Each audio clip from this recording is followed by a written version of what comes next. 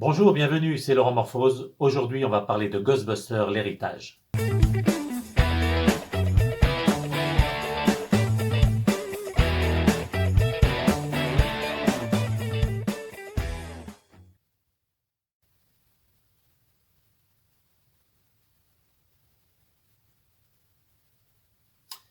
Déçu. SOS Fantôme, l'héritage, ou Ghostbusters Afterlife, en version originale, est un film de Jason Reitman, qui est le fils d'Ivan Reitman, qui avait réalisé les deux premiers volets. Et ce troisième épisode fait suite directe au SOS Fantôme 2, quelques années après, une trentaine d'années après.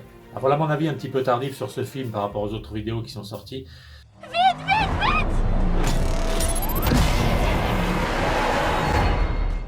La réalisation est très bien, il y a de belles images, il y a du rythme. Il y a un fanservice qui est mené de bout en bout, qui est présent mais qui n'est pas envahissant.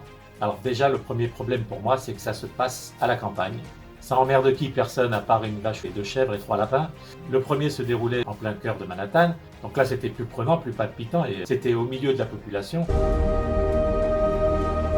Et tu fais quoi ici à Somerville? On n'a plus d'argent.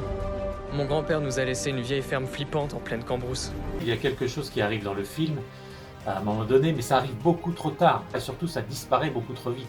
Voilà, ça manque de grandiose. Là, on dit, bon, ça va partir, allez, on va retrouver l'ambiance des années 80, du premier film.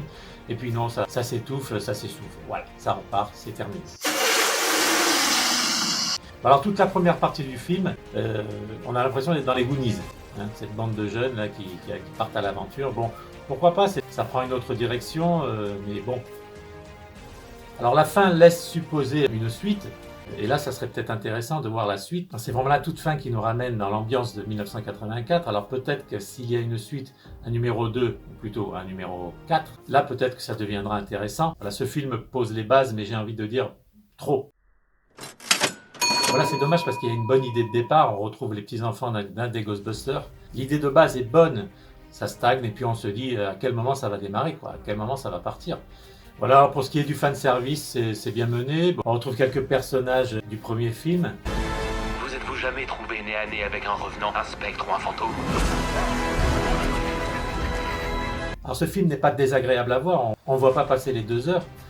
Mais pour ma part, j'attendais ce grandiose qui n'arrive pas, qu'on avait en 1984 pour le premier volet.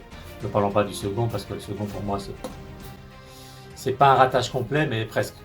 À part le début qui démarre bien, puis après, paf. Si je devais résumer en une phrase cette critique, ça manque de grandiose, pour moi. J'y crois pas. Vous avez entendu?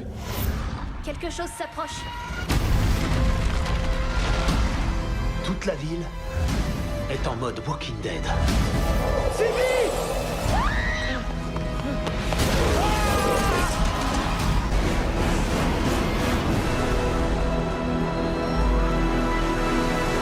Voilà mon avis sur ce film.